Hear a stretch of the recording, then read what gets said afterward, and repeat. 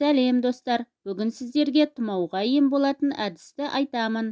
Ол үшін ең алдымен каналыма тіркеліп, қоңырауша белгісін басып қойыңыздар.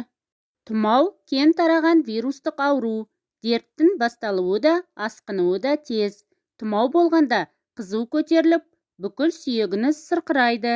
Бойыңызды әлсіздік билеп, тамаққа тәбетіңіз нашарлайды. Оған жөтел қосылып, тыныс жолдарыңыз ауырады.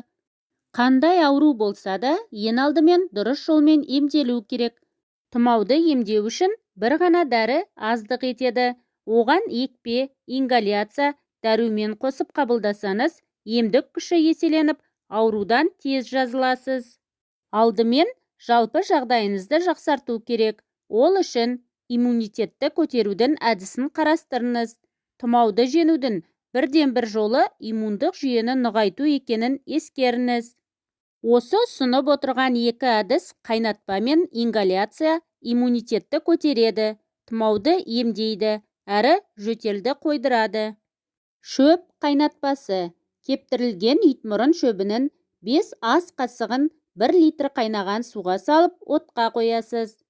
10-15 минуттай баяу отта қайнату керек. Белгіленген уақыттан соң оттан алып, 8-10 сағат тұндырып қойыңыз. Осы уақыттан соң тұнбаны сүзіп алып, 1 стақаннан әр 2-3 сағат сайын ішесіз. Дәмі ұнамаса, 1 шай қасық бал, тосап немесе қант қосуға болады. Емді 1 апта бойы қабылдаңыз. Бірдей көлемде жөке гүлі мен аю-бадам шөбін араластырыңыз. Қоспаның 2 ас қасығын 1 стақан қайнаған суға салып, отқа қоясыз. 5-10 минуттан соң оттан алып, қақпағын мықтап жабыңыз. Бөлме температурасында жылыған кезде сүзіп алып, шыны ыдысқа құйыңыз. Дайын болған емдік сусынды жылы күйінде 2-ге бөліп ішіңіз. Жөке тұнбасына бал немесе таңқурай қосып ішсеңіз, емдік қасиеті еселейді. Лимон қабығы. Бірдей көлемде үгітілген түймедақ, жөке, итмұрын және лимон қабығын араластырасыз. Оның 1 ас қасығын 1 стақан қайнаған суға араластырып, бетін жауып қоясыз. Шамамен 10 минуттан соң сүзіп алып, 1 стақанның 3-тен 1 бөлігін күніне 3 рет ішесіз. Емді тамақтанудан 15 минут алдында қабылдау керек. Тұмаумен ауырған кезде мейлінше сыртқа шықпаған жөн. Нәрлі, әрі құнарлы тағамдарды аз-аздап, бірақ күніне 5-6 рет жеңіз. Сұйықтықты көбірек ішіңіз. Дәрі-дәрмекті емдік тұнбаны ішіп алған соң жылы оранып жатыңыз. 10-15 минуттай таза ауада серуендеуді, бөлмені ылғалды шүберекпен сүртуді ұмытпаңыз.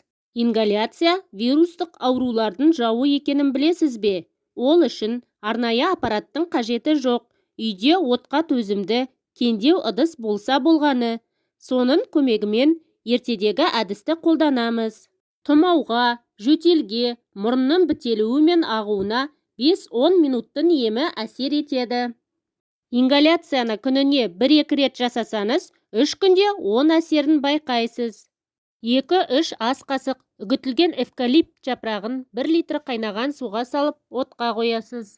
1-2 минуттай қайнаған соң, оттан алып жоғарыға қойыңыз. Ыдысқа жақындап, ыңғайлап отырыңыз. Сосын басыңызды ыдыспен бірге орап, аузыңызды ашып тыныс аласыз. Буды аузыңызбен жұтып, мұрныңыздан шығарасыз. Сосын керісінше, мұрыннан жұтып, аузыңызбен шығарасыз.